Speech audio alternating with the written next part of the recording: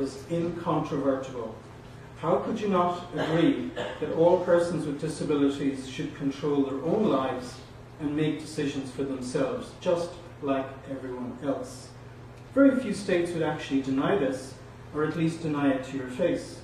Many would effectively deny it by building ever larger and larger exceptions on supposedly narrow exceptions. And remember the big lesson from Carl Schmitt, if you're into legal history. He who controls the exceptions controls the rules. Those states are not really interested in the exceptions. They're interested in restoring old rules through new exceptions.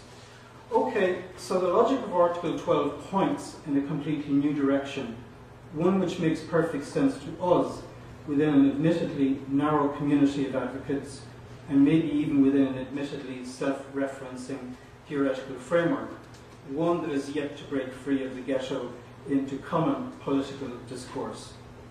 The inherent fragility and the extent to which in truth we all depend on each other's support for identity, a sense of self, and the myriad of cues, formal and informal, that help us plot a course through life's many travails are important. I say plot a course when in reality most of us stumble on from one life event to the next. A wise man once said that a career is not something you create, it's something you look back on. Kant saw us as being in hyper self-control. The Greeks, on the other hand, saw delos, our personal destiny, as lying totally beyond our personal control. Although I hate it when students say this, the truth is probably somewhere in between. So much for logic. We would do well to remind ourselves that, as Holmes once pointed out, the life of the law is not logic, it is experience. In other words, the beauty and the symmetry of the new paradigm will not in itself shift those stubborn policy narratives. I wish it did.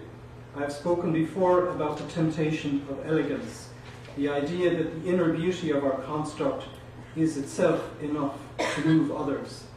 Ambassador Don McKay, whom many of you know, the exceptionally able and wise chair of the drafting process that led to the convention, surely qualifies as a 21st century Cicero. But even Cicero met a sticky end, and I might add deservedly so, because I'm for Caesar. Anyhow, I'm not suggesting that Don is going to meet a sticky end, only that eloquence won't do. Something else is needed. In the past I've called this the need for a new politics of disability, and the need to build bridges between disability politics and ordinary politics, of which more anon.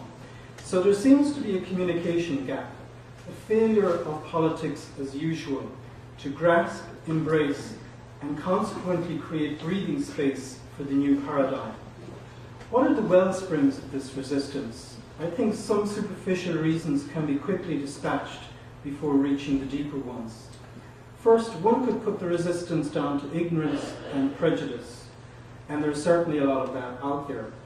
But I think it never helps one's cause to call those who oppose us or who go too slow for our comfort as ignorant.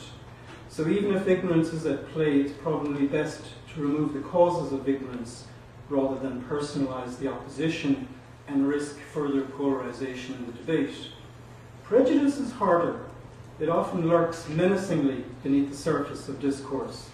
What makes it hard to confront and eradicate is that it feeds off a common intuition about the profound difference, or the so-called profound difference, between us and persons with intellectual disabilities. Differences do exist, but it's the accretion of layer upon layer of supposition on top of them that utterly distorts them. And in any event, difference should not provide an added impulse to marginalize, but should cause a deeper conversation about how to positively accommodate it.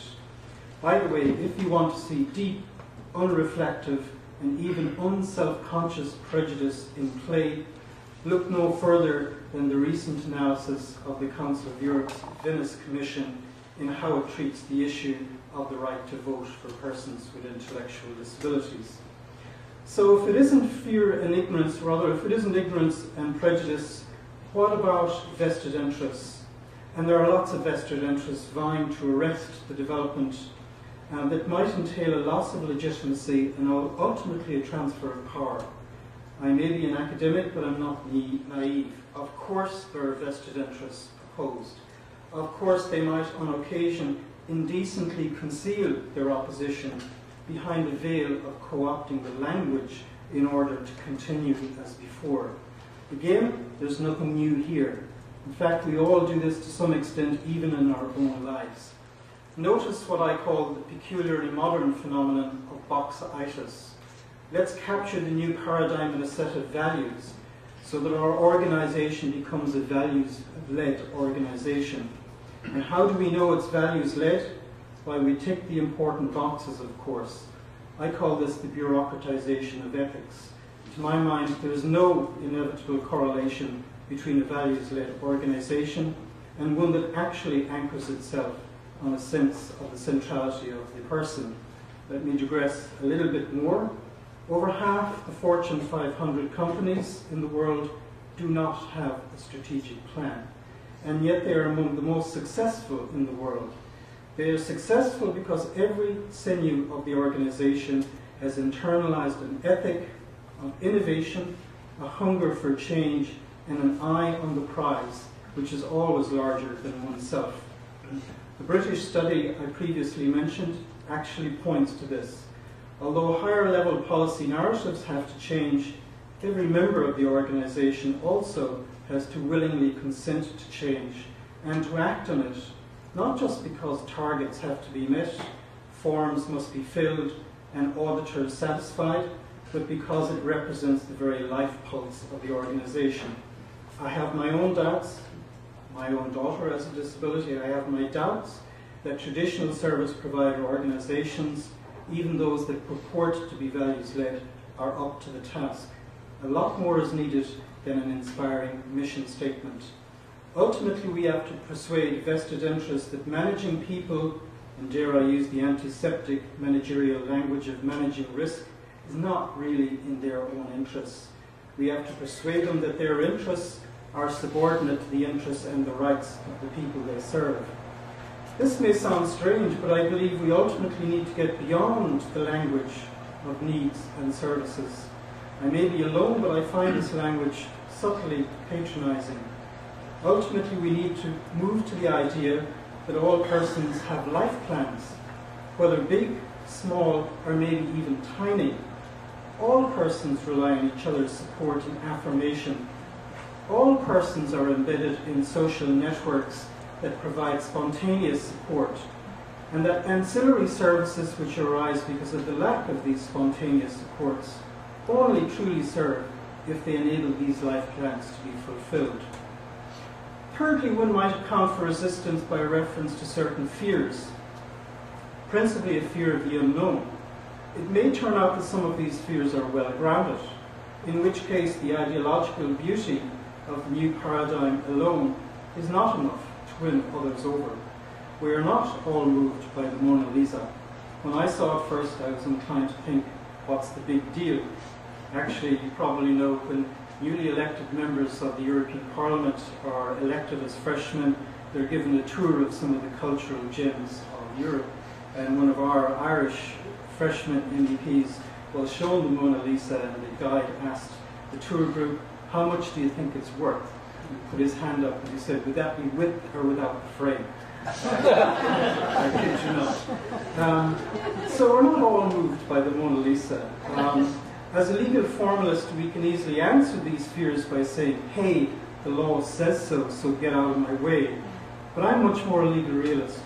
One should not rely too much on the formal law to trump perceptions or misperceptions of change and risk. To the skeptic, that often sounds like, I win because the law says so. Na na, na na na. This is like a gunslinger relying on wits alone and fast draw. And beware, if you want to play the law game, you can lose as well as win. Of course we must respect the law, but the chances of long-term change depend in no small part on drawing a connection between the law and deeper legacy values that all people can relate to, and not just the converted. That's the trick. Is change really good? Now, if I were Edmund Burke, which I'm not, I would be inclined to say